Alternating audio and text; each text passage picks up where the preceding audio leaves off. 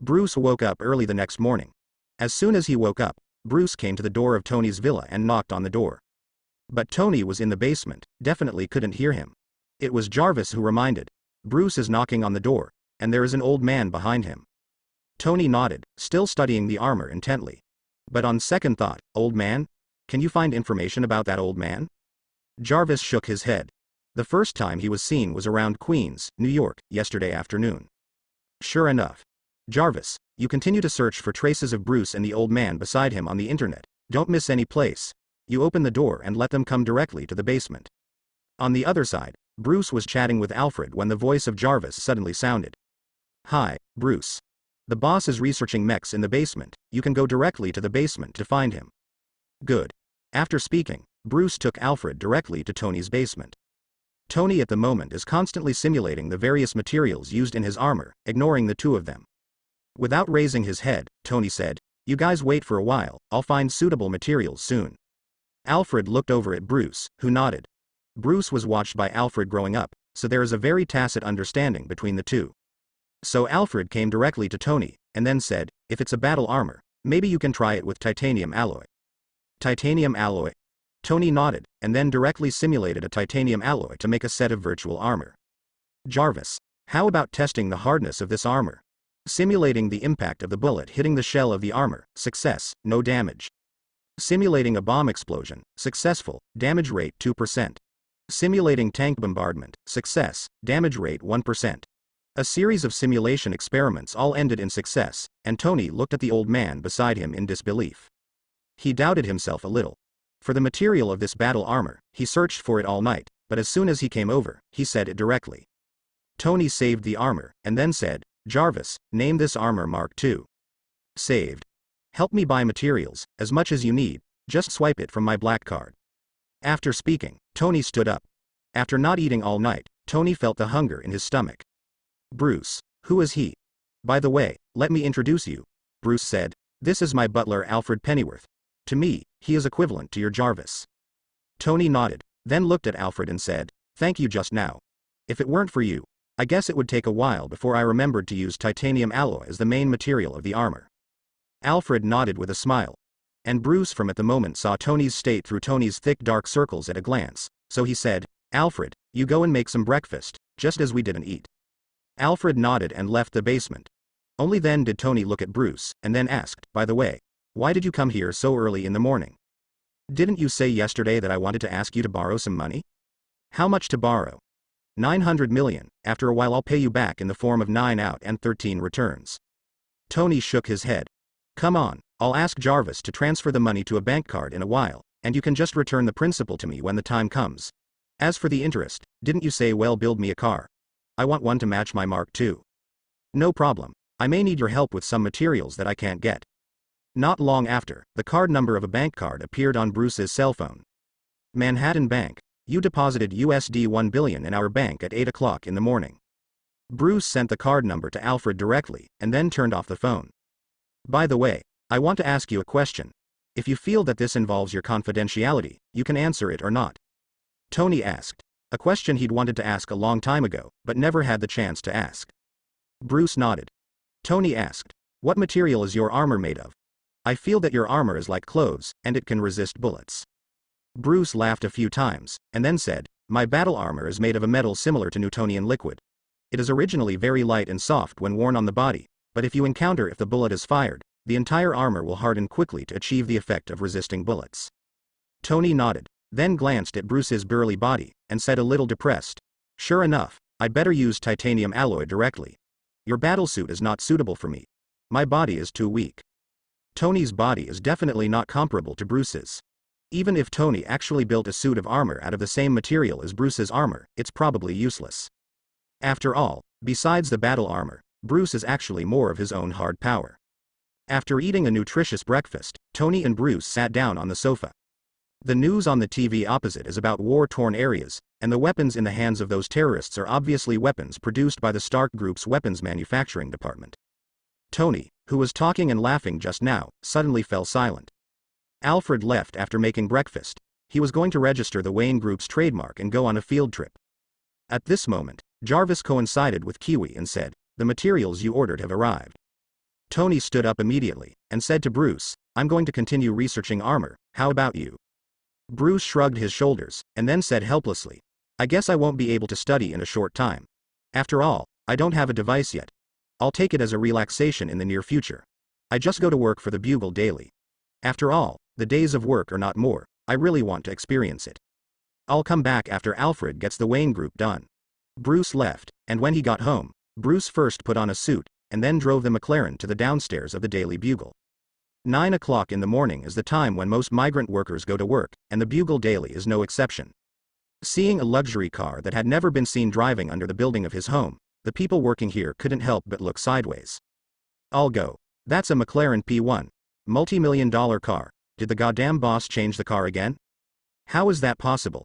Jameson can't afford to drive a car like that. Wow. It seems to be the girlfriend of the person in the car. A passable-looking person looked at McLaren with some envy and said, maybe it's not impossible. A magnetic voice came. Bruce stepped down from the McLaren in a suit, and stretched out his hand to the somewhat beautiful woman. Beautiful lady, may I have the honor of knowing your name? Tina Karen. Tina was a little surprised, but he quickly grasped it, and directly stuffed the small hand that Ying shook into Bruce's. This can't help but stun the employees of the Two-Horn Daily. Tina as a flower in their Daily Bugle, was it taken away by Bruce? After Bruce came to the Daily Bugle, he let go of his hand, and then said to Tina, let's go play after get off work. By the way, if you have good friends, you can also call them. Now I will report the mission to Jonathan. Tina nodded, she was still a little dazed at 3. Bruce left without any regrets. Coming to the door of Jonathan's office, Bruce knocked on the door, and walked in directly after getting a response. Are you Wayne? Jonathan squinted his eyes for a long time before finally realizing who the person in front of him was. I thought you wouldn't come again. I never said that I would never say something like this again. Bruce shrugged, and then said, you seem to have promised me $10,000, take the money. Hearing this, Jonathan, who was originally happy that Bruce could come back to work, suddenly sank. But after all, he promised Bruce, so he reluctantly took out a stack of $10,000 bills from his desk and handed them to Bruce. Damn it, I knew that nothing good would happen if you came back. Bruce can even hear Jonathan whispering. Bruce didn't care, and returned to his desk after getting the money. $10,000 is not much, but it's better than nothing. Newspaper work is boring. Except for the news, most of the other time is generally sitting on the seat in a daze, even the boss is no exception. It's 5 o'clock in the afternoon, and it's time to get off work. Bruce stood up suddenly, and shouted at the door. Anyone want to have a party? Come to Villa number 27 in the suburbs of New York at 8 o'clock tonight. Those who have good-looking girlfriends can invite them together. Definitely only girl. You don't need to bring anything, I have prepared everything, as long as the person arrives. Really? Real. After speaking, Bruce drove away with his new girlfriend. Bruce first called Alfred to buy a lot of beer and snacks, and then called Tony. Tony, want to come over and relax next door? I'm throwing a party. Party. Tony looked at the half of the battlesuit he still had, gritted his teeth and said, no problem, what time? It starts at 8 o'clock in the evening. You can come here at that time. It's in the villa you let me live in. Okay, I'll drive there then. After speaking, Tony hung up the phone. Oh my god, is the Tony you're talking about the Tony I thought it was? Tina on the McLaren passenger seat said with a look of surprise. Bruce nodded. If there is no accident, it should be the Tony you thought of. Sit down. After speaking, Bruce slammed on the accelerator and started to accelerate. Bruce rubbed his head, then looked helplessly at the messy villa. Yesterday was the first time I held a party since I came to Marvel, so I played until 3 o'clock in the middle of the night and it was not over yet. Naturally, the other beaters couldn't compare with Bruce. They didn't even sleep, one by one they rushed the subway to work. Bruce shook his head helplessly, and then began to pack up the villa. Arriving at the basement of the villa, Alfred from at the moment was sitting on the seat with a dozen thick plans in hand. Alfred, have you thought about what the Wayne Group can do now? Alfred nodded, but first he looked up at Wayne and said, before I speak, I want to hear your opinion, sir. Bruce rubbed his chin, and then said, the trade in this world is indeed very developed, but their system is a bit chaotic. I think we can start with transportation, and then slowly start to do things like aviation materials, biotechnology, medicine, etc. A relatively profitable project. In the end, we will open all the properties of the Wayne Group to the world. What do you think? Alfred nodded. This is a good way, almost exactly what I think. Then let's do it. Now we have acquired a lot of shares of Stark Industries. We just need to wait for the next round of stock recovery before we can start to operate. Bruce nodded. You can just look at these yourself. I trust you 100%. Hell's Kitchen. Iceberg Promenade, nightclub. Penguin was sitting on the desk on the top floor with a gloomy face, facing the 4 bodyguards he had recruited. I gave you 2 full months, haven't you found out the identity of the purple man next to Jin Bing? All 4 bodyguards lowered their heads in shame. Why? Penguin gritted his teeth and looked at his 4 bodyguards. One of the bodyguards raised his head. Boss, it's not that we don't want to. The purple man's anti-reconnaissance ability is too powerful. We sent a total of 4 or 5 groups of people, including men and women, but they were all discovered by the purple man. Not only that, and both groups of people have lost track. Hearing this, Penguin rubbed his eyebrows involuntarily. He originally thought that as long as he controlled Erica and Bullseye, he would have a good chance of winning, but he didn't expect that Jin didn't know where to recruit a purple man. The several groups of people he sent were all discovered by the purple people. And he couldn't find any news about this purple man.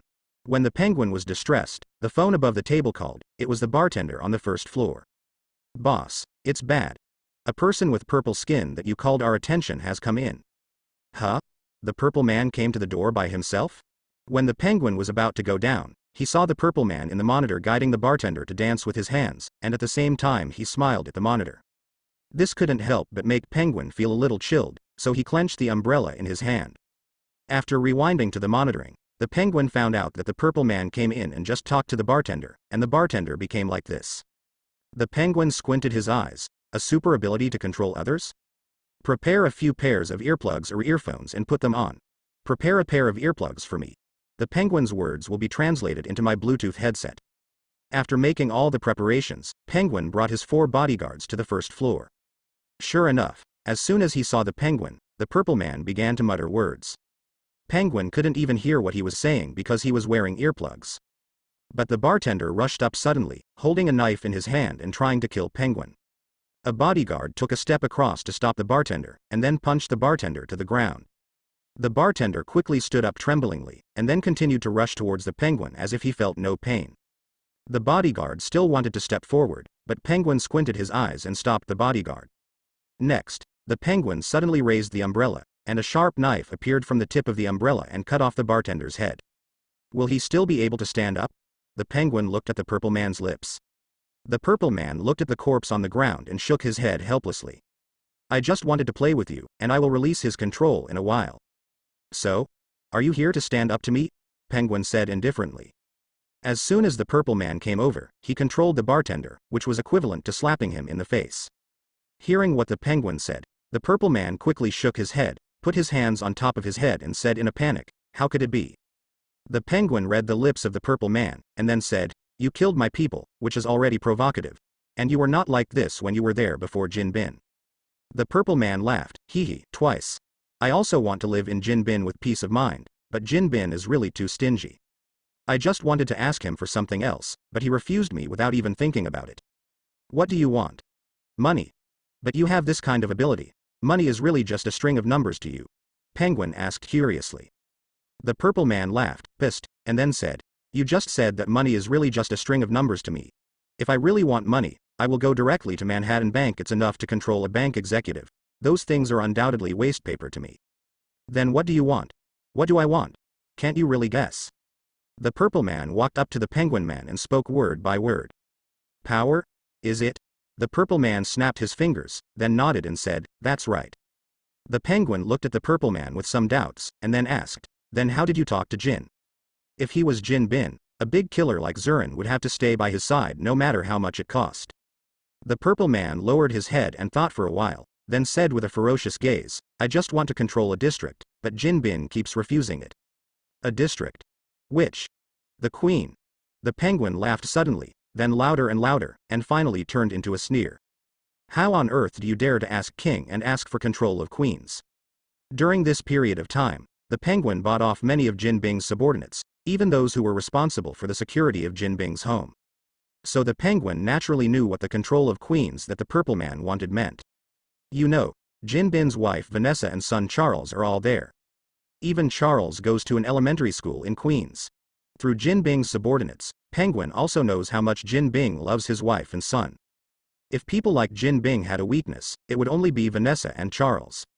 In Penguin's plan, as soon as the time is right, he will directly use these two people to make Jin collapse, and then replace him as the underground emperor of New York. I know you want to replace Jin Bin. Just as Penguin lowered his head in thought, the Purple Man's voice suddenly came. Penguin didn't object. Now that it is known that the Purple Man has the ability to control other people's thoughts, it is the easiest thing to know about himself from those people sent by his subordinates. What about the people I sent over? The Penguin looked at the Purple Man. Don't worry, they're all fine. The Purple Man said with a smile, it's just that if today's matter falls apart, then I don't know what will happen. Are you threatening me? Penguin's eyes are dangerous. The Purple Man nodded definitely. So what? The Purple Man has been going smoothly since he got the super ability all these years, so he immediately let down his vigilance.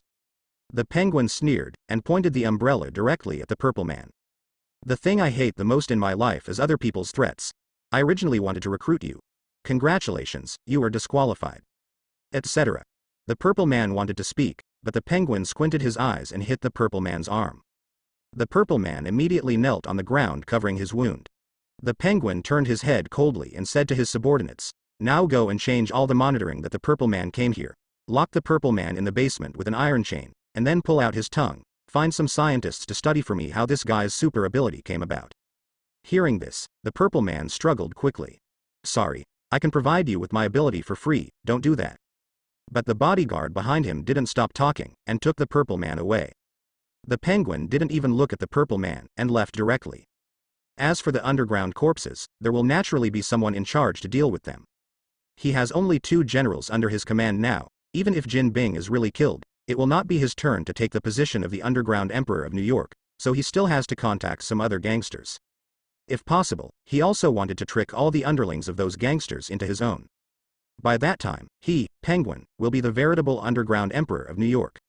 After all, these Yankees are very stingy. As long as he shows enough strength, and then promises them a generous reward, by that time, those Yankee men will naturally become his people. After all, no one doesn't want a boss who is generous to his subordinates like Penguin. Time is the least valuable thing. A month passed in the blink of an eye. It seems that nothing happened in this month, and it seems that a lot of things happened. A company called Wayne Group was secretly established, and it also grabbed many orders for aviation materials from the military and research institutes.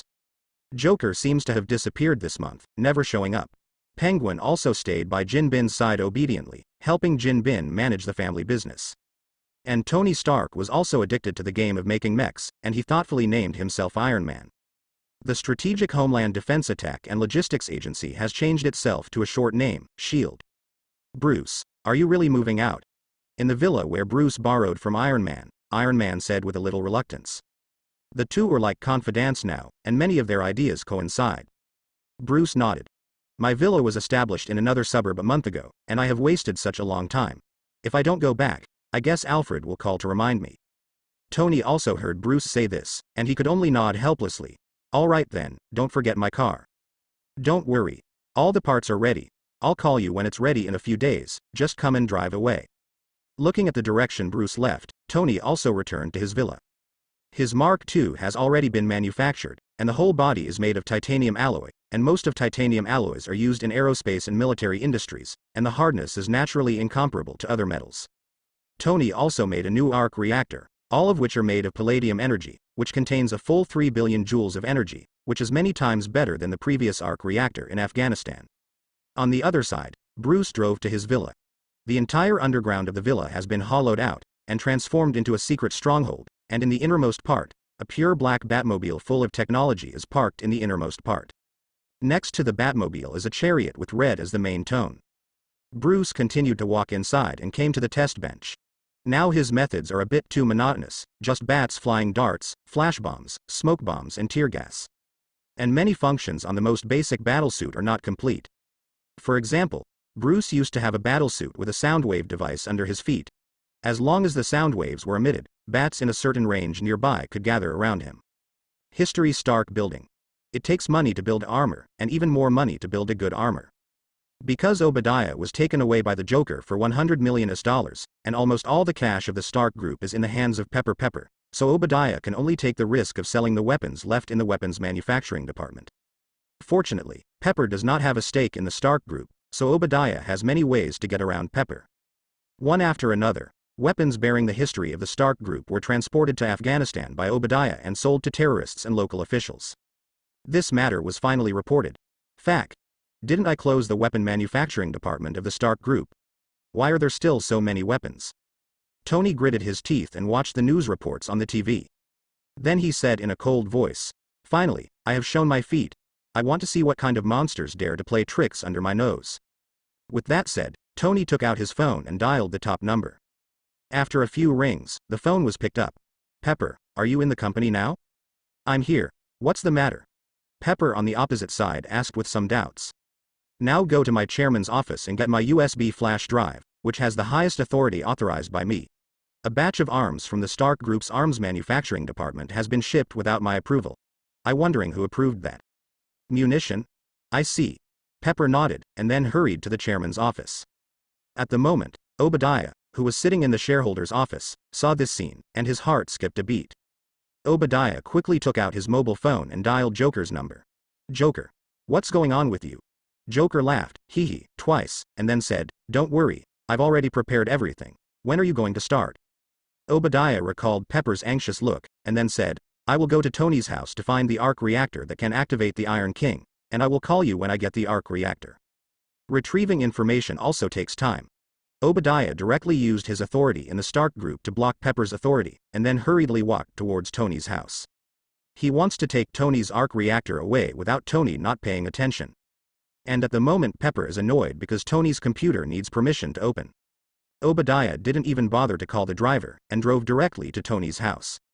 Tony from at the moment is sitting in the living room with a cold face, watching the content played on the TV over and over again. Tony Stark publicly announced in the news that the Stark Group will shut down the weapons manufacturing industry forever, but recently, many weapons of mass destruction that have appeared in the Stark Group before have appeared in Afghanistan, which makes people think, is what Tony Stark said on the news true? While Tony was watching the news on TV with cold eyes, there was a knock on the door. "Jarvis, who's out there?" "Obadiah Stein." Tony nodded, and then said, "Open the door, let him come in and find me directly in the basement." Obadiah walked into the basement with a smile on his face, led by Jarvis. "Tony, you should have had enough rest this month, or go back to work quickly. The stock of Stark Group has fallen a lot." "Yeah." Tony raised his head to look at Obadiah, and then said coldly, "Stan, do you remember what you said to me before?" Stan didn't react. Tony then said, "Have you seen the news these days? What's going on in Gamilla? Why are there weapons from the Stark Group? Didn't I already order the Stark Group to be shut down? Is it the weapon manufacturing department?" Obadiah involuntarily took 2 steps back, and then hurriedly took 2 steps forward. "Tony, listen to me, Tony, they're all trying to kick you out. I've been protecting you." Tony laughed suddenly, and then said, "Do you remember what you said to me before? I'm afraid even you have forgotten it. The bottom line of doing business is insurmountable. HMPH, I believed it naively." Obadiah sat on the sofa, then nodded. "Yes, I signed the injunction, so I can protect you." While Tony was still talking, a call suddenly came into Tony's cell phone. Tony took out his phone, saw that it was Pepper's call, and picked it up. "Tony, are you there? Tony? Hello." From Pepper's question, it can be seen that she has found what Tony asked him to find, and the truth of the matter is definitely beyond Tony's expectations. Just when Tony was about to reply, Obadiah's eyes flashed a gleam of coldness, and then he directly took out the soundwave device in his hand. The sound of Zila continued to emanate from the remote control in Obadiah's hand. It's a little invention Tony once had. It can be used to temporarily paralyze people's nerves. I didn't expect that Obadiah would directly act on me today due to negligence. Tony collapsed on the sofa, and Obadiah took off the headphones in his ears with a proud face. "Tony, I was still worried when I gave Raza the order to kill you. I killed the old hen that laid the golden eggs. But look, you deserved to die, and those idiots wanted to use you to create weapon. Now you are about to lay your last golden egg." Obadiah grinned grimly, then stretched his hand to Tony's chest, directly taking the energy from Tony's chest carefully. Looking at the arc reactor glowing blue in his hand, Obadiah stared at Tony. "Do you really think that the idea in your head is yours? Your father helped create the nuclear bomb. If he holds on to it, what will the world be like?" After finishing speaking, Obadiah directly pulled out the wire connecting the arc reactor and Tony. "It's beautiful, Tony. This is the symphony of destiny you created, and it will be your legacy, and it will be invented in my hands. He is the core of a new generation of weapons. With these weapons, we can control the whole world gone." After finishing speaking, Obadiah laughed. And Tony can only lie on the sofa now, looking at Obadiah with cold eyes. I really wanted you to see the suits I made. It's not like yours. I wanted to keep Peppers because she's capable, but who brought her into this? Sorry, Tony. After speaking, Obadiah took the arc reactor and left Tony's house. Obadiah didn't know the function of Tony's sonic weapon. He thought Tony was dead, so he didn't continue to replenish the gun. And Pepper from at the moment is calling Rhodes. Pepper, take your time. Why did Obadiah kill Tony? Where are you now? And Pepper at the moment has found S.H.I.E.L.D.'s agent Phil Coulson, and Phil Coulson followed Pepper with 5 agents. I don't know, but you should go to his house now to confirm his situation. I suspect that Obadiah has gone to Tony's house. I have called him several times but there is no sound. Pepper's tone was a little anxious. Tony should be at Villa 26 now. I know a shortcut, you go there quickly.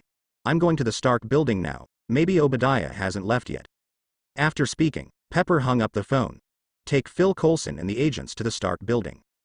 The paralysis effect brought by the sound wave was very strong, and Tony lost the arc reactor in his chest, so now it was very difficult for Tony to move every step, but he still staggered to the collection room. Here's one of his original arc reactors that Pepper once helped him stash away. Tony came to the collection cabinet and fell down weakly. Just when Tony was about to despair, a mechanical arm handed the above thing to Tony.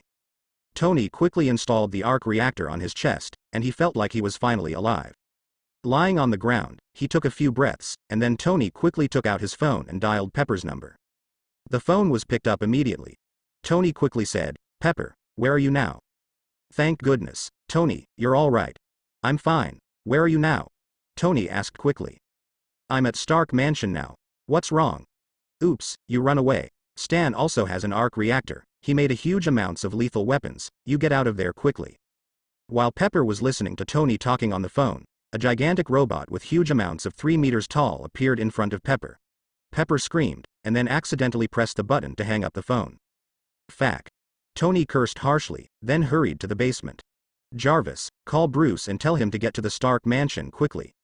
After finishing speaking, Tony didn't care about Jarvis's response, and immediately flew in the direction of Stark building after putting on his armor. And after receiving Tony's call, Bruce also drove the Batmobile quickly from the suburbs to the Stark building. Obadiah, if you give up resistance now, you still have a chance. I will ask the director to send you off lightly. Amid the constant bombardment, Phil Coulson took out his horn and yelled at Iron Bully. Obadiah snorted coldly. Directly use the machine gun on the shoulder to shoot in the direction of Phil Coulson. Now that I have such a powerful weapon, the whole world should prostrate at my feet, and you still want to use the law to restrict me? Obadiah laughed wildly and roared in the artillery fire. His whole body had become a little crazy because of the power he had gained. But he hasn't lost sight of his goal, Pepper. Just kill Pepper, and then destroy the USB in Pepper's hand. No one will know about the scandalous things he did. After looking around for a week, Obadiah's direct controller, Iron Overlord, chased after Pepper. I wanted to save your life, but it's a pity. Who asked you to work for Tony? Obadiah said in a cold voice, then raised the machine gun directly, and fired at Pepper recklessly. At the critical moment, Tony jumped down from the sky and appeared next to Pepper to protect her. All the bullets hit Tony's body. Tony? You're not dead? Obadiah's voice came out. Tony ignored him, but turned to Pepper and said, go to the control room of the control center first, and then wait for my order. After speaking, Tony directly bullied himself and fought with the Iron Bully. Manhattan. Obadiah's house. At the moment's Joker arrives at Obadiah's house with a group of Hydra agents. He tied Obadiah's wife and son to a chair, closed his eyes, and said to Ren behind him, be careful. Wake me up when Bruce defeats the Iron King. If necessary, time can make a difference. Don't let Obadiah die. Yes. Tonight, he's going to play a game of humanity with Obadiah to see how Batman will choose. Joker thought about Batman's ugliness for a while, and began to grin unconsciously. At the moments Bruce finally drove the Batmobile to the Stark building. I happened to see Tony and the Iron King fighting each other. Although it was a mutual fight, it would be better to say that Tony was beaten unilaterally by himself. Bruce snorted coldly, and then the Batmobile split instantly, and a Batmobile rushed directly towards the Iron Overlord. F*K. What's that? I saw a 300-yard motorcycle directly hit the Iron Bully, and the Iron Bully was hit directly on the ground and rolled several times. Who are you? Obadiah asked involuntarily. Bruce looked at him coldly on his motorcycle. Maybe you can call me Batman? HMPH. No matter what kind of hero you are today, it doesn't matter how many times you come. With that said, Obadiah stood up and punched Bruce. Batman reached out and blocked Obadiah's punch, but he was also sent flying. The moment he was blown away, Batman dropped a caution bomb on the spot, which directly blasted Obadiah away. Obadiah wobbled on the ground, then stood up again. Are you Bruce Wayne? Obadiah reacted belatedly, and then looked at Bruce with hatred. Where is Joker? Didn't he promise me to block you? Joker? Bruce's eyes narrowed, and then the whole person suddenly became vigilant. You said Joker is here too. Obadiah laughed a few times, haha, his voice was full of desolation. I thought that guy had a lot of courage, but I didn't expect that after charging me $100 million, he would run away without even daring to come. Oh, I really misjudged the person. Obadiah's eyes grew fierce. He looked at the two of them, and then said, wait, I'll kill you too, and then I'll go and kill that guy Joker. After finishing speaking, Obadiah bullied him again. Bruce didn't go all out against Obadiah this time, but kept his eyes open. 3 people fight together. Tony could see clearly from the side. Bruce was able to forcibly resist the Iron Bully's fist by relying on his physical fitness alone. Was his body injected with super soldier serum? On the other hand, Tony, even though he was wearing a battle armor, would always be punched by the Iron Bully and fly away. Tony couldn't help gritting his teeth, and then decided that the battle was over, and after Obadiah was brought to justice, he asked Bruce how he exercised. How could there be such a human being? No wonder Joker didn't dare to appear. Obadiah also looked shocked at the Batman in black on the opposite side fighting against himself. This is the Iron King he spent a lot of money to build. Damn, how did you do that? Obadiah couldn't help but roared. He couldn't accept this. The Iron Overlord he spent a lot of money on would be rubbed against the ground by a human. Bruce didn't respond, but continued to punch Iron Tyrant hard. Iron Overlord body even trembled. Instead, Tony sat down and watched the battle with some relief. He also found some clues. In any case, it is impossible for the human body to fight against such a giant as the Iron Overlord. There are some tiny wires under Batman's arm, and Tony guesses that's how Bruce can pin Obadiah to the ground. Once again, Batman slammed the Iron King to the ground. Obadiah found that going on like this was not the way to go. He's no match for Batman. So after receiving another heavy punch, Obadiah directly activated the jet mode of the Iron Overlord, and then flew into the sky with Batman. While constantly rising, tiny icy slags began to appear on Batman's body, and Batman couldn't help but let go of the hand holding the Iron Bully, and then fell towards the ground. When falling in midair, Batman suddenly opened his arms, and then 2 black cloths suddenly appeared under the arms. With the help of the black cloths, Bruce slid directly to the top floor of Stark Building again. That's a hang glider. F*K. You really have everything in this battle armor. Even Tony couldn't help but swear when he saw this scene. Bruce shook his head, and instead of answering Tony's words, he said, I discovered his weakness. He was completely imitated according to the size of the iron lump in your cave. Do you still remember that I was in your iron lump? Are you wearing something? Tony only thought for a moment before he understood what Bruce meant. You mean, he also has an automatic ejection device under his right hand? Bruce nodded. When he comes down, I'll control him directly, and then you take the opportunity to turn on that button. Tony nodded quickly. While the two were talking, Obadiah finally came down from the sky, and he looked at Batman, who was already waiting for him, with disbelief on his face. How could someone not fall to his death after falling from such a high altitude? Is this guy a human or a monster? But Bruce didn't give him time to think. He directly came up behind him, kicked the Iron Bully to the ground, and opened the Iron Bully's palm with both hands.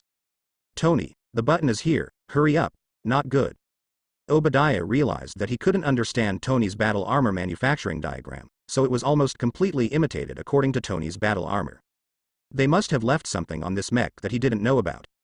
Now they have discovered the secret too. The Iron Overlord wanted to resist, but Bruce pressed him tightly, holding the Iron Overlord with both hands like 2 iron blocks. Tony came to the Iron King, then squatted down and pressed the switch. Obadiah ejected directly from the inside, fell to the ground and somersaulted several times. Obadiah has completely lost his resistance ability. Just as Tony and Batman were about to step forward to arrest Obadiah, an agent wearing a Joker mask suddenly climbed out of the stairs. In his hand was a Desert Eagle pistol. Who are you? Tony said relaxedly, but Bruce suddenly felt like an enemy. Don't get excited, Batman. The speakers in the hands of the agents wearing Joker masks are so loud that even Phil Coulson's agents downstairs can hear them. Batman? Is that the title of the masked man in black? Phil Coulson looked down and thought. Joker, what on earth are you trying to do? Bruce said coldly. What do I want to do? Ha ha ha, we haven't seen each other for so long, I miss you so much. Joker's piercing laughter came from the speaker. Tony looked over to Bruce. You know this guy? This guy called the Joker almost blew up the Statue of Liberty. Bruce nodded. Joker is dangerous, he is 100 times more dangerous than this Obadiah. I'm so sad when you say that. Joker's voice came from the stereo again. Don't worry. This is the first time we've come to this world to face each other. I'm definitely reluctant to do anything to you. Today I just want to play a little game with you. While speaking, Joker's laughter came out again from the stereo. Tony took this opportunity to record Joker's voice and prepared to take it back for study. What game do you want to play? Bruce looked at the Desert Eagle in the hand of the agent wearing the Joker mask, and said indifferently. It's a very simple game. Let me introduce the game rules to you first. Give the screen to the person next to Batman. The agent wearing the Joker mask obediently handed a tablet to Tony. Give Batman the Desert Eagle in your hand. Bruce didn't speak, and directly snatched the gun from the agent's hand. It seems that you are also looking forward to this game. Joker laughed. What exactly do you want? Tony couldn't help asking. Didn't I say that? I just want to make a game. But this game has nothing to do with you. You just need to sit there quietly and watch. This game is not dangerous to you too, I promise. And Obadiah has been swearing constantly since hearing Joker's voice. Joker, you liar. Take my money and don't do anything for me. Didn't I say it? I'll help you block Batman. As for when to block it, it's definitely up to me. It's all your fault that you didn't make it clear. As he said that, Joker's tone changed, and his voice became like a devil coming out of hell. Now, let me introduce the game rules to you. The rules are very simple. On the screen, Joker suddenly appeared, and Obadiah looked at the familiar family, and suddenly called out. What the hell are you trying to do? Why are you in my house, Joker? The name of the game is Dead 1 or Dead 2. Joker ignored Obadiah, who was already a dead man anyway. Batman, you just need to take the gun in your hand and kill Obadiah in front of you. Then you win the game. If you win, the two people in front of me don't have to die. As he said that, the Joker in the picture pointed the camera at the two people tied to the chair. After seeing it, Obadiah immediately stood up excitedly, lay on the screen and gritted his teeth and said, Joker, you let my wife and son go. Let your wife and son go. Joker suddenly laughed. The game has already started. What's the use of you telling me? By the way, a warm reminder, you have 3 minutes to think about it. Speaking, Joker pointed the camera at Obadiah's wife and son.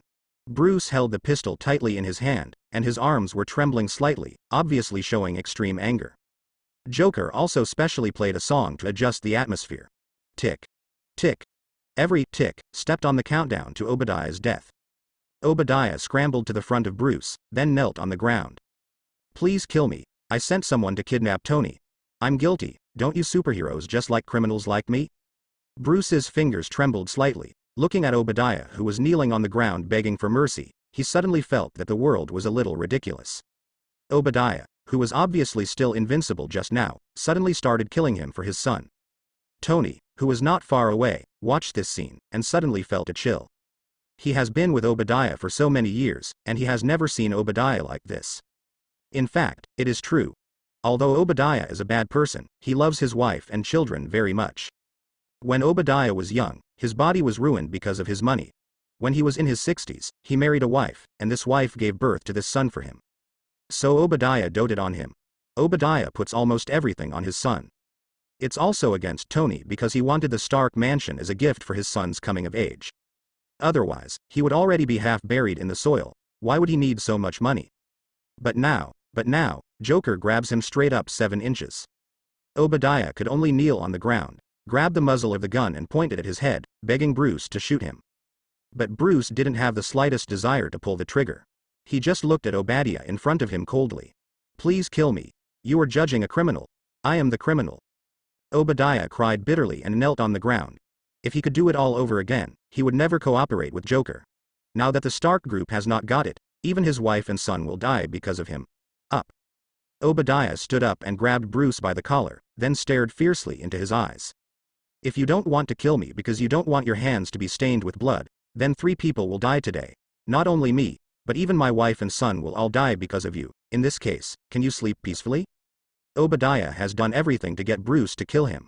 He insulted Bruce's parents, then knelt down and begged him, and then rolled around again, and even Tony felt that he couldn't stand it anymore. "Bruce, you'll kill him," Tony persuaded, but Bruce still didn't speak. The Joker on the other end of the video spoke at this time. "Batman, no matter where you are, you always strategize around the instinctive moral code, but the results always run counter to your expectations." Batman's whole body was trembling, but his finger was already on the trigger, and with a slight movement of his index finger, he could instantly take Obadiah's life away. Obadiah seemed to see hope, kneeling in front of Batman with joy in his eyes. He was still constantly saying, "You are a good person, you are doing good deeds." At this moment, the music in the video suddenly accelerated. Obadiah seemed to be crazy, and the strength appeared from nowhere, and he snatched the gun from Bruce's hand abruptly, and then put it in his mouth. Boom. After a gunshot, Obadiah slowly fell to the ground. Bruce looked into the screen. Joker was laughing wildly. "Bruce, you are always like this, you always have your own moral code," Joker on the other end of the phone said slowly. "It's because of your moral code binds you, so the person who died today is not alone." Tony understood Joker's meaning, and quickly said, "Obadiah is dead, you release their mother and child quickly, they are innocent." Joker shook his head. "As I said just now, the rule of the game is that Batman kills Obadiah with his own gun, he loses, right?" With that said, Joker pointed the camera at Obadiah's wife and son. "Wait, do you want money? We can talk about." Before Tony finished speaking, 2 gunshots appeared on the screen in succession. The live broadcast ended, and the agent who was still there just now disappeared. There was only one scarlet and bloody sentence left on the tablet. "Is there any difference between killing the innocent and killing the guilty?" Bruce fell limply to the ground, howled vigorously, and smashed the glass on the roof with his fist. "Joker." Bruce gritted his teeth and said word by word. Pepper, Phil Coulson, and SHIELD agents below waited for a long time, and only dared to go up to check when they saw that the above was really finished. "The roof is full of bullet holes. Next to Tony and Bruce, there is a humanoid mech with huge amounts of it, which is the Iron King imitated by Obadiah." Phil Coulson's eyes lit up. If SHIELD can obtain this equipment, their individual combat strength will definitely be greatly enhanced.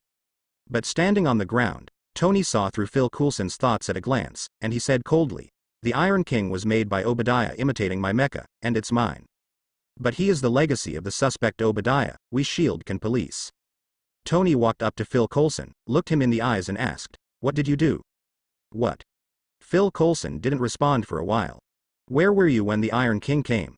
"You didn't do anything, just want to take something that belongs to me, she Stark. You can try." With that said, Tony aimed the energy cannon in his palm at them. This time, Tony finally understood the importance of not letting technology go outside. A gadget he invented at random was almost killed in his own villa. He didn't like a little thing that was casually discarded in the desert, but Obadiah made an iron tyrant out of it. This also made him understand one thing, those things that he didn't like, maybe it was what others dreamed of. No. We mean no harm, Tony." Seeing Tony aiming the palm cannon at himself, Phil Coulson quickly spoke to calm Tony's emotions. At the same time, as a qualified agent, he also knew that what he just said had touched Tony's bottom line, so he quickly spoke. "It's better that way." Tony just put his palm down, and then looked at Bruce worriedly. Bruce at the moment is not the same as Tony usually sees him. The usual Bruce is full of a strong self-confidence at any time, as if no matter what he does, he is under his control. But Bruce has been a little bit different since Joker came out. Confidence and arrogance are gone, and only care and prudence remain. This can't help but make Tony very curious. What happened between Bruce and Joker? Bruce shook his head, a forced smile on his lips. "I'm fine, Tony. I'm used to it." After finishing speaking, Bruce jumped down from the roof of the building, and then landed steadily on the ground with the help of the hang glider under his arm. Everyone on the roof saw that when Bruce approached, the motorcycle and the chariot automatically joined together, and then the Batmobile went straight away. Tony saw Bruce leave, so he turned his gaze back, and then looked at Phil Coulson and the SHIELD agents behind him. "Pepper, come over behind me." Pepper walked over obediently. Iron Man shielded Pepper behind him, and then asked, "What the hell is your bureau with a bad name trying to do?" Phil Coulson smiled wryly. Almost everyone would make fun of their name when they saw it. "We have now changed to SHIELD. So? What do you want to do?" "We just want to ask you to understand something. Do you have time to go to SHIELD headquarters with me now? Our director will greet you there personally." Tony narrowed his eyes. "Since you want to know what happened today, why didn't you just ask me to go when Bruce was there? Instead, you said that after Bruce left. Phil Coulson shook his head. Bruce Wayne may be a really good guy, but we can't take him in just yet. SHIELD. We've pulled every link since you and Bruce came back from Afghanistan to find all of Bruce's previous relationships, but, said Phil Coulson. There was a pause here. Nothing. Do you know what this concept is? It's not just Bruce, even the Joker, who had 3 big events in New York in just a few months. We only know his codename. We even know Joker's real name. Do not know it all. Phil Coulson said excitedly. No wonder Phil Coulson was so excited. You know, at the time of the Statue of Liberty, Joker frantically installed explosives in many places within a diameter of 2 kilometers from the entire Statue of Liberty. If it weren't for the concerted efforts of many bomb disposal experts, I am afraid that the casualties would be enough to shock the whole world. Not to mention, their SHIELD also lost several agents in that battle.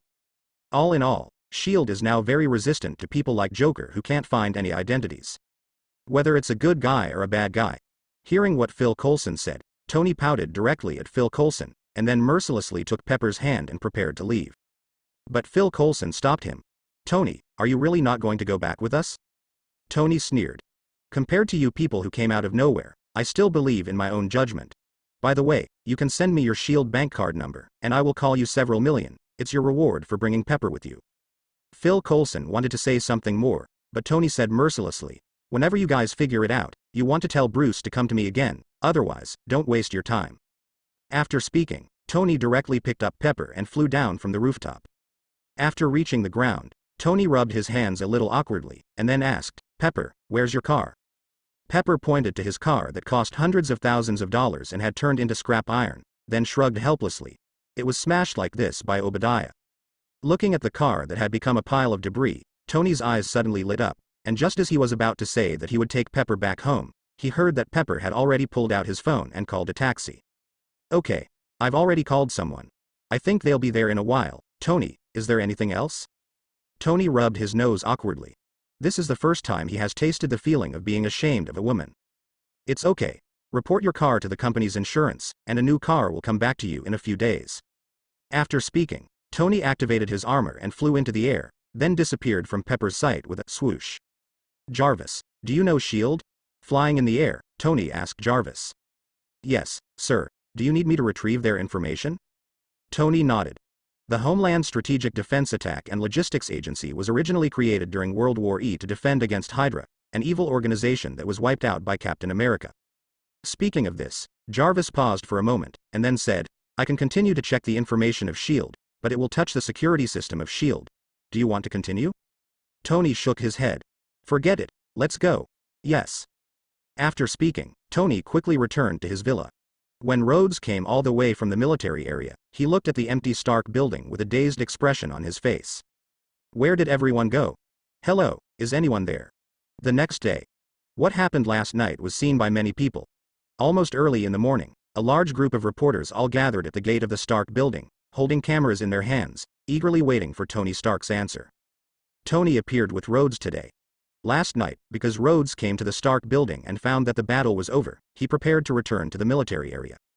But in the middle of the drive, the people above gave Rhodes an order to let Stark explain what happened yesterday according to the script above, so Rhodes turned around and came to Tony's villa to give him the script. Who knew that Tony was just perfunctory, and brought Rhodes to the Stark building without even reading the manuscript? The surrounding reporters got down, and when they saw Tony, they were like hyenas who smelled blood, and rushed forward desperately. Tony was stunned for a moment because he saw Bruce hiding among these reporters. What the hell? Tony suddenly remembered that when he first asked Jarvis to help find Bruce's identity, he was indeed a reporter. Thinking of this, Tony could only smile wryly. This is really hidden in the city. So Tony forced himself not to look at the serious Bruce wearing glasses, and turned to the many reporters in the audience. Here, listen to me. The reporters who were still making noise just now stopped immediately. After all, in New York, Tony is a living reporter. Even the fact that he slept with all the women of the year in New York Magazine could make headlines. It can be said that half of the news companies in New York are supported by Tony. For such a benefactor, naturally no one would offend him. I know you have a lot of questions, but don't worry, I will give you answers in the lobby on the first floor later. Then many reporters all poured into the Stark building. Unlike the last time when Tony just came back, today's Tony looks a lot more formal. Wearing a blue hand-cut suit and wearing a Jaeger LeCoultre watch worth tens of millions, he pressed his hand to make everyone stop first. Then read the manuscript. I know you have a lot of questions. In fact, many people saw it on the roof of the Stark building yesterday. A giant out-of-control robot was fighting with my 2 bodyguards. Pissed. Having said that, Tony couldn't help but burst out laughing. Tony held his stomach and laughed for a while, before continuing to speak. Actually, those 2 bodyguards. Tony couldn't read anymore. Looking at these reporters with bright eyes, Tony made a decision in his heart. He directly put down the manuscript in his hand, and then said, "Actually, the truth is, I am Iron Man." Many reporters frantically took pictures. At this time, someone suddenly asked, "Tony, now that we know you are Iron Man, who was the other hero last night? Or, can you tell us his name?" "Yeah, that guy yesterday was so handsome. I saw it clearly with a telescope at home, and he directly rubbed that huge amounts of robot on the ground." "Yeah, Tony, tell us who that guy is." Hearing what the reporters said, Tony looked at Bruce. Bruce shook his head nonchalantly. So Tony continued, "I can't tell you the real identity of that person, but I can tell you his name, Batman." Rhodes in the background patted the table angrily. He had promised well, but Tony changed his mind temporarily. Now, his bonus for this month is gone again. Wait until all the reporters leave. Bruce came to Tony's office, and Tony walked in with Rhodes. I saw Tony sitting opposite Bruce, and then asked, "Bruce, why don't you want to disclose your superhero title? If you do, your company's stock will definitely skyrocket." Bruce shook his head. "Forget it, it doesn't matter to me whether it's public or not, and I'm used to the darkness. Now that I'm suddenly brought under the sun, I might really not get used to it." Rhodes looked at Bruce in surprise, and then looked at Tony. "Bruce is Batman?" Tony glanced at Rhodes, and then said helplessly, "Stop pretending. This matter is probably no secret in the military." Rhodes smiled a little honestly. "Indeed it is. After all, not all people in the military are fools." For nearly a month Tony had only had contact with Bruce, and very often. When Tony was fighting the Iron King, a superhero who never appeared there. After a night of analysis, the military found that Bruce's body type was a perfect fit for Batman. The reason why Rhodes did this was because he didn't want the military and Bruce to turn against each other. "By the way, can I ask you a question, Bruce?" The 2 were sitting on the sofa opposite Bruce, and Tony suddenly asked. "You probably want to ask me how I beat the Iron Overlord like that yesterday." Bruce shook his head helplessly. "That's right, no matter how you look at it, it's too scary." Tony thought about it all night, and he couldn't figure out how Bruce did it. He did see those thin lines under Bruce's arm, and knew that those things might be the key to Bruce's ability to do this, but he didn't know what those things were. Hearing Tony's question, Rhodes got up and wanted to leave, but Bruce stopped him. "It's okay for the military to know about this matter, just to show off my muscles." Bruce stopped Rhodes, and then slowly said, "Actually, it's nothing, it's just an exoskeleton armor. I have studied it before, but those bodies are too big. I have given up the experiment because it is useless. Know that I saw your Mark I. Is this still related to me?" Tony's eyes widened, and he spoke in surprise. Bruce nodded. "Because your Mark I packs the whole person in thick armor, no matter how you hit it, it won't hurt, so I picked up this project again and modified it." Tony's mouth twitched a few times. Seeing Bruce's serious expression, he was suddenly speechless. "So what's the name of your exoskeleton armor?" "Not yet, otherwise I'll start one now." Bruce lowered his head and pondered for a while, then suddenly said, "Otherwise, it's called Anti-Mark I?" Tony couldn't laugh at all now. Rhodes on the side laughed loudly when he saw Tony deflated. Rhodes hasn't had Tony's expression since he met him. "It's just an exoskeleton armor, not worth noting." Bruce waved his hand, and then said. Just when Tony was about to say something, there was a loud noise at the door. "Sir, you can't go in. Our director is talking to a very important guest." But the people outside didn't care, just pushed open the door and walked in. The 3 people in the room immediately turned their eyes to him. Phil Coulson followed him in as well. He randomly found an empty sofa and sat down, then took out a document. "Let me introduce myself. My name is Nick Fury, and I am currently the director of S.H.I.E.L.D. "So what?" Tony already felt his anger could not be suppressed. These S.H.I.E.L.D. guys seem to lack parents, they don't even understand the most basic manners. "Didn't you say yesterday? Let us come to you when we think about it, and now we've thought about it. And isn't Bruce Wayne here? Now is a good time to talk." Tony laughed angrily. "That's why you broke into my office directly." Fury looked up at Tony and said, "Isn't that enough?" The current Tony is just a common man who has mastered a little technology in Fury's view, so naturally there is nothing to be afraid of. And his time is precious. Every day there are hundreds of paranormal cases around the world waiting for him to deal with. After all, they are the world police. Bruce also looked up at the impolite BL*CKM*N and said, "So, who are you?" As I said, I am the director of S.H.I.E.L.D. Bruce stood up straight away, and then walked towards the door. Phil Coulson hurried forward to stop Bruce, but Bruce crossed the street and fell to the ground. Seeing this, Nick Fury immediately stood up and rushed towards Bruce, but Bruce kicked Nick Fury back several steps. "I don't want to be your enemy, but if you want to be my enemy, you can try," Bruce said coldly.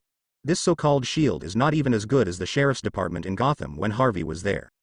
Especially this BL*CKM*N, very rude. After coming in, he looked like the boss of the sky and my second child. He has been Bruce Wayne for so many years, so he is not frightened. Nick Fury patted the footprints on his stomach without changing his face, and then said, "Is your anger gone now? If it's gone, let's talk." Bruce sneered, and just about to speak, he heard Nick Fury say, "My agent and Joker have fought head-to-head." Joker. Hearing the name, Bruce sat back in his seat directly, and then asked, "Has your agent fought the Joker head-to-head?" Nick Fury sat on the sofa, nodded, then took a document from Phil Coulson and handed it to Bruce. Tony and Rhodes couldn't help coming over. The content above is all the records of Joker from appearing in Manhattan to robbing banks, blowing up St. Lozoran Church, and putting firework on the Statue of Liberty. Tony rubbed his chin. This guy is indeed a lunatic. He actually planted bombs within a radius of 2 kilometers from the Statue of Liberty. Hey, that guy. Did you S.H.I.E.L.D. win? So did you win? Nick Fury shook his head. Joker is too cunning. We almost caught him the third time, but he ran away. A little closer? I think it's a lot worse. Do you really understand Joker? Bruce suddenly said out of place. After hearing Bruce's words, everyone present turned their attention to Bruce. Listen. You know Joker well. Bruce shook his head. I don't know much about Joker either, but I can add something you don't know. Joker and I are old rivals. He has been against me for a long time. Joker is dangerous, extremely dangerous. Hearing what Bruce said, Nick Fury couldn't help but interrupted. Mr. Wayne, although I don't want to say this, but I don't think Joker seems that dangerous. My agent almost caught him twice, and he's just a common guy. Really? Did you ask your agent? Why did you almost catch him twice? Nick Fury fell silent. All he knew was that the first Black Widow miss wasn't due to carelessness. And raising Joker's danger level to 8 for the second time is only because Joker is a lunatic. But in Nick Fury's heart, he still looks down on Joker. After all, Nick Fury has seen many dangers from aliens, and Joker is only a human being no matter how dangerous he is. No matter how dangerous it is, can he still destroy human beings? Even if he is in danger, he will die under the gunpoint of the black hole. Seeing that Nick Fury stopped talking, Bruce went on to say, Joker seems to have a special magic power. His language has the effect of demagoguery. As long as anyone who has been in contact with Joker, anyone who is a little weaker will be in a period of time. Then follow Joker. Not only that, but I suspect the Joker might be unkillable. Bruce took a deep breath, then spoke. Can't kill? How is this possible? Tony yelled straight up. Can't kill? This has seriously exceeded Tony's own cognition. There is nothing that cannot be killed. As long as there is life, it will be killed, Tony said firmly. He absolutely did not believe that such outrageous things would happen in the world. Bruce smiled wryly and shook his head. Tony, don't get excited. Listen to me before I finish. Tony nodded, then calmed down. He would like to see why Bruce said that Joker is a regenerative healing factor. I saw Bruce took a deep breath, and then slowly said, the reason why I say that Joker is a regenerative healing factor is based on a basis. I have seen a gangster shoot through Joker's heart with a pistol before. You can see clearly. I even installed a monitor on the gang member to verify whether Joker was really dead. I saw Joker's pierced body was put on their table, even the blood was still flowing constantly, but he stood up from the bag abruptly. Then he killed the person who wanted to kill him at that time. All the people present were shocked, and then let Joker follow suit. After listening to Bruce's words, everyone opened their mouths unconsciously. Nick Fury also had an unbelievable expression on his face, and then asked quickly, is it possible that you were wrong? The person who died was not actually Joker. Joker was replaced halfway through? Bruce snorted and turned his head to Nick Fury. Are you calling me blind? I never took my eyes off the Joker bag from start to finish, not for a moment. Nick Fury fell silent. If what Bruce says is true, then Joker is more than just a dangerous level 8. With an immortal body, demagogic language, and Joker's crazy style, This is definitely an unpredictable and dangerous person. Nick Fury's heart skipped a beat, and when he was about to go back, he raised Joker's danger level to level 10, and then wrote these Joker's abilities into it. So, you and Joker are actually from the same place, right? Nick Fury straightened up, and today's topic finally got on the right track. Without hiding, Batman nodded. So where did you come from? Or which world did you come from? Do you know how to cross, and will other people come to Earth? Nick Fury stared intently into Batman's pupils. As a 10th level agent of S.H.I.E.L.D., he can judge whether a person is lying or not by looking at a person's pupils. This matter is too important for Nick Fury to be careless. Both Joker and I come from a city called Gotham. I also came to Earth by accident. I don't know how to cross. As for whether there will be others, Batman was silent for a moment. I don't know. It's the truth.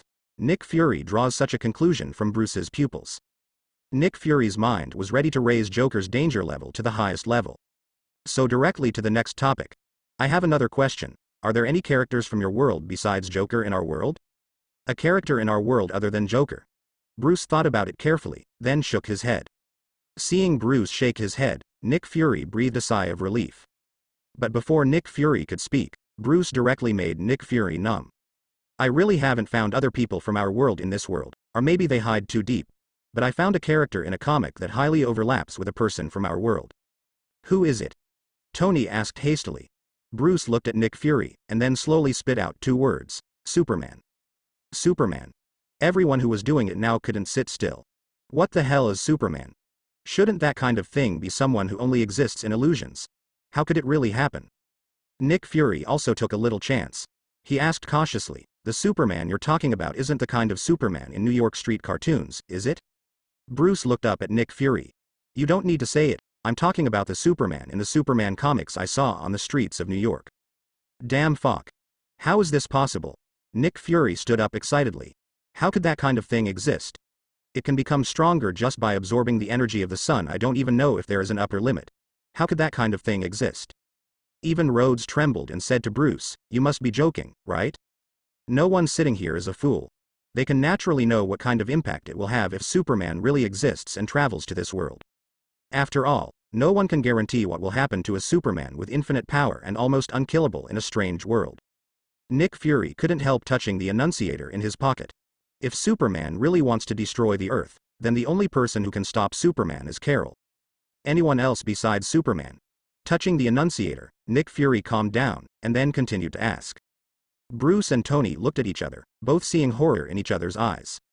There is only one possibility for Nick Fury to calm down in such a short period of time. In S.H.I.E.L.D. there is a rival to Superman. Bruce shook his head. Temporarily unavailable.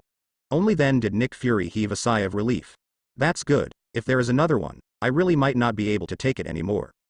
Then, Nick Fury took out a piece of information from Phil Coulson's hand and handed it to Bruce and Tony respectively. Rhodes also leaned next to Tony and looked at it with Tony. S.H.I.E.L.D. is based on Joker's performance recently, so decided to start a top-secret project that appeared a long time ago. I named him Avengers. You can take a look. The two read the information, and Bruce asked a little strangely. Why do you have to call it Avengers? It sounds the same as the bad guy's name. Hearing Bruce's words, Nick Fury's already dark face became even darker. I just let you see the plan, not let you complain about his name. The preparation of Avengers is to combine all the superheroes on the Earth to form a super team. Everyone here has the most sophisticated weapons and the most advanced equipment, which is enough to deal with various crises. The current Avengers is just a prototype. There are only 2 people in the current Avengers, Black Widow and Hawkeye. But although the 2 have excellent individual combat abilities, they are not suitable to be captains. Tony looked at the material above and frowned and said, I want to ask you a question. Since this Avengers is a team, there must be a captain. My request is very simple. As long as you give me the position of captain, I cover all the maintenance expenses of this team, and S.H.I.E.L.D. does not need to spend a penny. Nick Fury shook his head.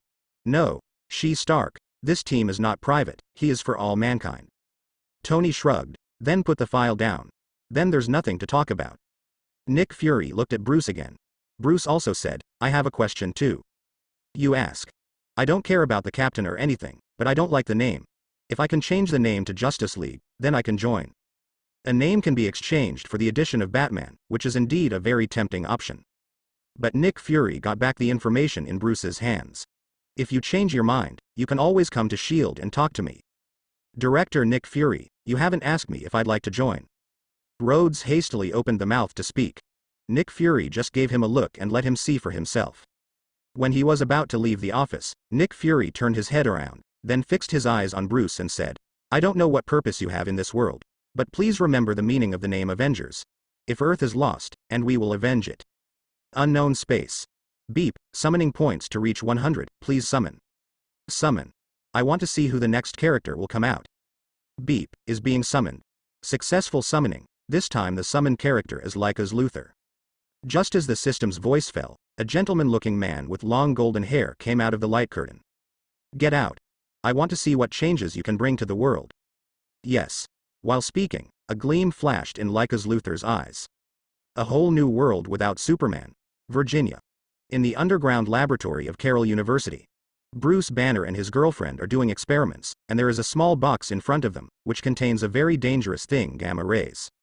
As a person with several PhD degrees, Banner naturally has his own laboratory at Carroll University. And this laboratory was used by him to conduct some experiments of the US military, but he didn't know what it was researching. How could this radiant energy be directly irradiated on human beings? Isn't this a joke? Banner said to Betty half-jokingly. Betty also nodded in agreement. Gamma ray is a kind of ray with extremely strong radiation, which has huge amounts of damage to the human body. People who are irradiated by gamma ray in a straight line generally cannot live for a week. While the two were operating the console calmly, the principal outside the door suddenly barged in without saying hello. Bruce, Betty, do you want to eat? The sudden sound startled the two of them. Betty's hand trembled, and the box containing the gamma rays was opened by the button that Betty touched by mistake. Seeing this scene, the principal immediately closed the door heavily. Seeing this, Bruce quickly pushed Betty away, and then hugged the box containing the gamma rays tightly. Banner's whole body became constantly distorted, his body continued to expand, and finally turned into a green titan with a height of 2.5 meters. All the gamma rays in the box were inhaled by Banner's whole body. Seeing this scene, Betty didn't care about the pain of being pushed away by Banner, and hurried to Banner's side. But Hulk has just appeared now, and his consciousness is still somewhat chaotic, but he feels that there is some noise around him, so with a light wave, Betty passed out directly. Hulk! Hulk yelled, and went straight through the wall. When they came to the campus, many people saw this big, muscular green man who looked like a monster. Monster! Run, everyone! A monster rushed out of the laboratory below. Woo, Mom, I want to go home. University is too dangerous. The Hulk went on a rampage, wreaking havoc around his surroundings. But he soon felt a little bored, so he jumped for life and disappeared from everyone's sight. Office of the President of Carl Verde University. The principal, at the moment, who was just about to ask Banner and Betty to have dinner, was looking calmly at the direction in which Hulk disappeared. Then he picked up the mobile phone by the table and dialed the only number on it. Hello. On the other side of the phone, a deep voice rang. General Ross, didn't you let your daughter and his boyfriend give the military research on super soldier serum without knowing it? Now there is an accident, a 2.5-meter green titan rushed out of the laboratory. Do you want to come and see? What? General Ross was stunned for a moment, and then quickly said, definitely. By the way, is Betty okay? I didn't see Betty come out of the lab. Ross paused. I see, I'll be there right away. On the internet, the green titan that appeared at Carl Verde University soon appeared on various internet platforms. The person in charge of the Network Security Bureau quickly deleted the post on the internet, but there were too many people reposting it, and it was inevitable that some people would slip through the net. Inside a Hydra underground base in Queens, the appearance of the Green Titan at Carlford University was quickly seen by Joker, and he suddenly let out a piercing laugh of, hey. He's suddenly a little interested in this hunk of green who has destroyed the superpower. If it is a Green Titan, then his actions are really hard to predict. But what if that Green Titan turns back into a common? After seeing the marks of their own devastation, the common people's first thought must be to stay away from the crowd. And a common man with a high degree. Joker looked at the map in his hand, and gradually moved his gaze beyond the border. Virginia is already on the border. If Banner doesn't want to hurt others, then he can only go in the direction of the border. Joker's fingers moved slowly, and finally set his sights on the state separated from Virginia. In the Brazilian state of Hercynia, there are few people in the slums here, and almost no mobile phones, which can be regarded as an excellent hiding place. Joker waved his hand. Behind, a Hydra agent immediately came to Joker's side. Go and make arrangements. Arrange an agent with the title of Master of Meditation in the slums of Hercynia. No matter what method you use, I want everyone there to know the title of Master of Meditation within 3 days. And then build a martial arts gym. If an American comes, accept him, and then wait for my order. Yes. The agent left Joker directly to make arrangements. People around Joker will not question why Joker did this, because for them who have been in contact with Joker for a long time, Joker is a godlike existence. Joker. Why did you suddenly transfer personnel to Hercynia State? Because he had to fly to Hercynia, Joker didn't plan to hide Pierce at all. This call was made by Pierce's bald agent. Joker's piercing voice rang in the bald agent's ear, making the bald agent get goosebumps all over his body. Just yesterday, I don't know what news Nick Fury got, he directly raised the danger level of Joker to the full level, level 10. So now the bald agent feels a little uncomfortable talking to Joker. Did you watch the internet today? I'm interested in that big guy from Carroll University. Hearing what Joker said, the bald agent said to Joker with some helplessness, now you are on the must-kill list of S.H.I.E.L.D., can you settle down a bit? And the one they studied is just the super soldier serum after the failure. In our real headquarters of Hydra, there is a super soldier serum that has been successfully produced and has been put into use. Really? Joker looked at the Green Titan who was posted on the internet. Then he asked casually, does the serum you are studying have the destructive power of the big green guy in the video? This time, the bald agent was immediately stopped. Of course he also watched the video from Carlford University, but the level of that monster was beyond the reach of even the agents they created. Joker, don't get excited. That guy has no mind, you can't control him. Joker shrugged, and then said, try it. After speaking, he hung up the phone. Fact. This guy is a madman. Inside S.H.I.E.L.D. The bald head looked at the hung-up phone and cursed fiercely. Pierce walked in from the outside, and then said with a smile, have you read the Joker profile updated by S.H.I.E.L.D.? The bald agent shook his head. Not yet. What's the matter? For him, since he already knows that Joker is not an enemy, there is naturally no need to bother to read Joker's information. Pierce handed the bald agent the files retrieved from the office, and then said, you'd better take a look. The bald agent looked at Pierce's serious face, nodded slightly, opened the Joker's file and looked at it carefully. Joker has the power to manipulate people's hearts. People who stay with Joker for a long time may be assimilated by Joker. Joker is also suspected of having a regenerative healing factor. It's ridiculous. The bald agent looked at the things in the Joker's file that looked like a fantasy and couldn't help but speak. Pierce nodded in agreement, and then said, actually, I can't believe it, because it seems like a fantasy. However, Fury and I inquired about these things. He also inquired about these things from Batman, that is, the man in black who fought against the Iron Tyrant on the roof of the Stark building the day before yesterday. I heard that he and Joker are from the same place. The bald agent was silent for a while, and then asked, then what should we do now? Should we continue to help Joker, or should we immediately withdraw Hydra's agent? Pierce shook his head, and then, laughed. How worried are you about the great Hydra's brainwashing technology? Even if he is really a god, he will become a machine under Hydra's brainwashing. Since Joker wants to pay that guy, let him go.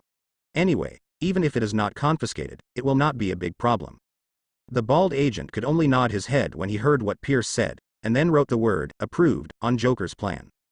The appearance of the Green Titan did not cause much disturbance in S.H.I.E.L.D. After all, in their view, direct exposure to gamma rays will turn into a mindless monster after a period of time, and then die from exhaustion. And the full version of Super Serum has been researched 70 or 80 years ago, but it cannot be mass-produced because of the material. So even the vigilant Nick Fury didn't care about the Green Titan.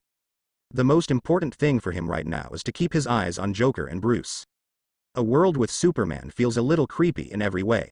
And Fury, who has read the Superman comics, knows it too. Superman is just a powerful alien. Maybe Superman really likes the whole world to help others, but this can't hide the essence of him being an alien. Non my family, its heart must be different. This is the principle that Nick Fury has always adhered to. Banner finally walked from Virginia in the United States to the poor neighborhood of Hercynia in Brazil. His tattered clothes quickly attracted the attention of the surrounding slums. Seeing that everyone around him was speaking words he couldn't understand, he finally breathed a sigh of relief this time. At least he didn't have to worry about hurting his friends now. As soon as the Hydra people who had been hiding among the civilians saw Banner, they sent the information back to Joker. Watch him closely. The first thing he did when he came to this place where no one knows him must be to rent a house and fill his stomach. You guys pretended to reveal the place of master meditation to Banner unintentionally. After speaking, Joker hung up the phone. The two agents looked at each other, and then came to Banner's side, and Banner immediately became vigilant. I saw two agents squatting down, and then pretended to ask with a lame opening. Who are you? How did you appear here? Hearing that the accents of the two people were not from Virginia, Banner relaxed, and then said in English, My name is Banner, do you have any places to recruit? Recruitment? Did you sneak here? Banner shook his head quickly, but then he nodded again. Yes, I came here illegally. I can't survive in Virginia, so I had to make a bad decision. Do you have a job to introduce to me? The two agents looked at each other, then nodded quickly. Definitely, we do know that there is a shortage of people in a beverage company here. You can go to work there, we will take you there. Banner nodded. Then he followed the two to the beverage factory. This place has also been bought by Hydra 10 days ago. This matter was not publicized, so people here thought that the boss here was the previous boss. Banner looked at the beverage factory in front of him, and suddenly asked when he entered the factory, How many years has the owner of this company opened a beverage company here? Banner sensed something was wrong. The people I met along the way were hiding from me when they saw my tattered clothes, and these two people were the first to come forward to help me. The two agents have been waiting for Bruce to ask this question for a long time, and they have already prepared for it. One of the agents said with a bit of coyness, The boss of this beverage company is a close buddy of the two of us. Because his salary is a bit low, not many people come here. The two of us also saw you like this, so we came here. I want you to work here. Both agents have undergone professional training, and their facial expressions and postures when telling the truth are all the same. A layman like Banner naturally couldn't see that the two were lying. So Banner excitedly followed the two of them here. The two looked at Banner, and then said, We will take you here, and the rest is up to you. After speaking, the two left. Banner also started to work in the beverage factory as a matter of course, and asked the boss to advance his salary for several months, and then rented a dilapidated house in a remote place. Gradually, Banner learned a few words of Spanish. After all, Banner is also a person with several PhD degrees from the University of Carlford, so his mind is naturally bright. He quickly became one with this group of migrant workers. In the case where several Hydra agents accidentally slipped their mouths, Banner also knew about the meditation master. On this day, Banner came to the place where the master of meditation he had found out was located while it was still dark after working the evening shift. Banner heard that master meditation is a person who is very good at controlling emotions. And he opened a martial arts gym here in the slums of Hexania, but because it is a slum, no one came to him to learn. Banner came to a remote place based on the location he found out. Then he took a deep breath, knocked lightly on the door and walked in. Come in. Banner opened the door and walked in. A meditation master dressed as a Hydra agent was sitting quietly facing the door with a calm face. After Banner came in, the meditation master opened his eyes and looked at Banner. Are you here to learn martial arts with me? Banner shook his head hastily, and then said, Master, I'm here to learn how to control my emotions with you, because I've become very irritable recently. Master Meditation nodded and looked at Banner, then heaved a helpless sigh of relief. Pretentiously, he said, Forget it, anyway, I don't have any apprentices recently, so let me teach you. After speaking, he began to teach Banner how to control his emotions. I stumbled at the beginning of Banner, but I quickly got started again. After driving Banner away, Master Meditation hurriedly came to the room inside the mouth, picked up the phone and called Joker. Now Banner has come to me, and he wants to ask me how to control my emotions. Joker on the other end of the phone nodded in satisfaction when he heard Master Jingshin's words. You continue to hold him steady for the next few days, and I'll fly over there right away. After Joker hung up the phone, he booked himself the nearest flight to Hercynia. You keep training and don't spread the word that I'm no longer in New York. After Joker finished speaking, he embarked on a journey to Hercynia. After arriving in Hercynia, Joker first came to a house near Banner's house.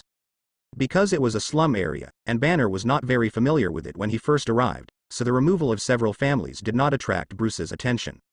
He still goes to work in the beverage factory every day, and after get off work, he goes to study with Master Jingshin. After Joker observed Banner for a few days, he came here directly while Banner was studying with the meditation master. Joker pushed open the door and walked in, then sat down opposite Banner, and looked at him quietly. Are you Joker? Banner opened his eyes, and saw Joker directly in front of him at a glance. The meditation master was half kneeling on the ground. Joker licked his scarlet lips, the corner of his mouth suddenly curled up in an incredible arc, and then reached out his hand towards Banner. I'm Joker. What? Want to join me? Banner shook his head hastily. He's well aware of the crazy things Joker did in New York, and that's not acceptable to his values. Really? How dare you refuse me? Joker suddenly grinned, grabbed Banner's wrist firmly, and slapped him. Banner was very angry, but the chi cultivation skills he had learned from the meditation master these days allowed Banner to suppress the anger in his chest. You can still hold on? Joker looked at Banner in surprise. Then he suddenly leaned in front of Banner, stared at Banner closely, and said in a passionate tone, "Don't you want to know why you became that big guy covered in green? Are you really not at all curious about whether the girl who was in the lab with you is dead or alive now?" Joker pauses, then looks away from Banner. "I remember that girl's name should be Betty Ross, right? I wonder if you can hold back your anger if I kill him?" "Don't touch her." Banner suddenly covered his head in pain, then knelt on the ground. His heart rate was constantly increasing. When his heart rate exceeded 200, Banner's eyes suddenly turned green. Immediately afterwards, his body swelled constantly due to anger, as if he had been sprayed with puffing agent. Banner's mind disappeared completely, and a green monster appeared in front of Joker. He opened his mouth wide, and roared at Joker. Hulk. Master Meditation behind saw this scene and wanted to go up, but Joker waved his hand to stop him. Master Jingshin hurriedly half-kneeled on the ground. Joker suddenly reaches out to Hulk and puts it on his arm. Hulk was stunned for a moment, but no one had ever dared to get so close to him. Anyone who sees him will start to run in a panic. This is the first time I have encountered a Hulk like Joker. Seeing Hulk's appearance, Joker suddenly laughed wildly. He guessed right. Although Hulk's intelligence is not high, he also has his own thoughts. Otherwise, the woman in the laboratory at Carroll University would have died long ago. Hulk, want to come with me? I'll take you to destroy. Hearing the destruction, Hulk immediately became agitated, and then slammed the ground several times, causing the ground to collapse under Hulk's hammer. Just when Joker was about to continue speaking, a gunshot suddenly came from outside. There was a sound coming from Joker's headset. It's bad, the military somehow found out where Banner is, and they sent a special force to come here.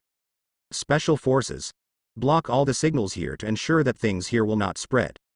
After finishing speaking, Joker turned his gaze to Hulk, and then said, "Go and destroy. Those people outside who shoot at you are all your targets."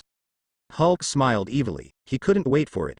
Hulk turned straight and slammed into the wall behind him. Hulk knocked out huge amounts of holes in the originally solid wall. Joker stepped out and stood on the hole made by Hulk, and then watched condescendingly as Hulk smashed hard at the Special Forces people below. Hulk's skin was hard, and those bullets had no effect on him. He walked towards those people step by step, jumped onto a person, and crushed that person into a meatloaf. This scene directly frightened the people who came to carry out the mission. Even with a gun in their hands, they couldn't stop shaking.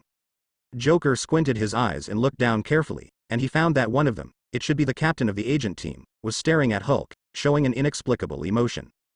Joker has seen that emotion in many people's eyes. Its name is greed. Interesting. Joker chuckled a few times, then went back into the house.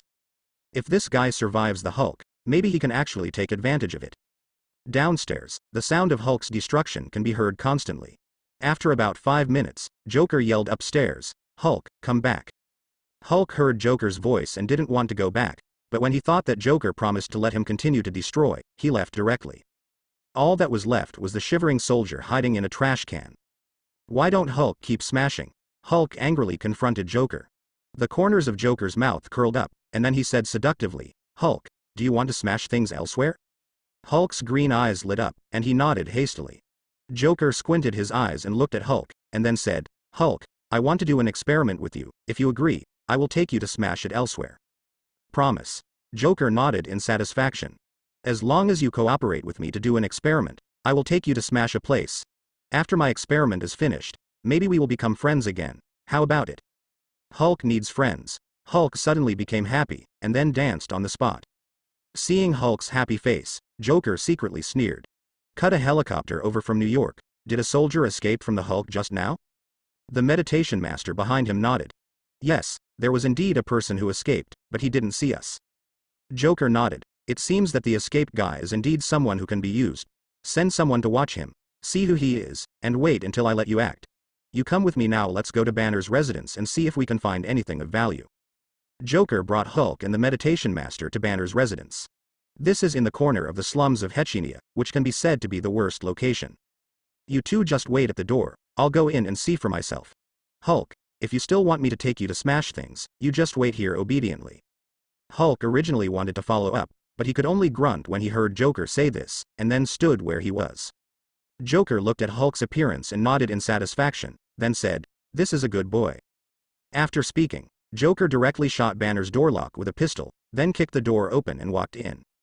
This is a very messy place, about 30 square meters. There is a dark quilt in the corner, which is probably where Banner sleeps. And apart from that dark life, there is only a radio chat channel on the wooden table. Joker sat down on the chair, and carefully flipped through the information on the table. Most of the table is full of chat records between Bruce and a man named Dr. Lan. This Dr. Lan is very powerful. Based on some information provided by Banner, he accurately analyzed several of Banner's symptoms.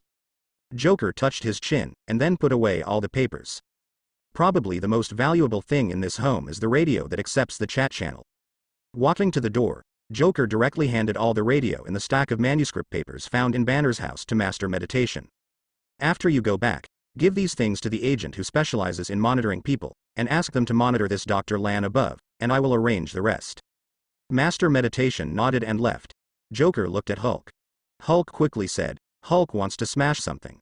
Joker nodded in satisfaction. "That's right, then just start smashing this up." Joker opened his hands and said with his back to Hulk. Hulk jumped out excitedly, out of Joker's sight. Joker looked at the direction where Hulk disappeared, and then said into the radio, "Cancel the monitoring of this area. By the way, anonymously send the video of Hulk destroying here to the mailbox of New York News, and then post it on the internet." Yes.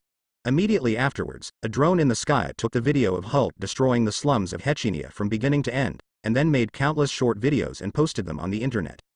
For a while, the entire United States was shaken by this short video. This is also because Hercynia is not in the United States. The New York Department of Information and the military and SHIELD all came to the Cyber Security Agency. Everyone is watching the development of things. Someone with a heart broke out that Green's big man is actually the product of the military's biotechnology experiment. All of a sudden, the military scolded. SHIELD. Nick Fury watched the raging monster over and over again. Some couldn't believe it and said, "How is this possible? This guy is just an ordinary common. Expose yourself to gamma rays, and you can't live for more than 3 days. This guy is still alive and kicking until now."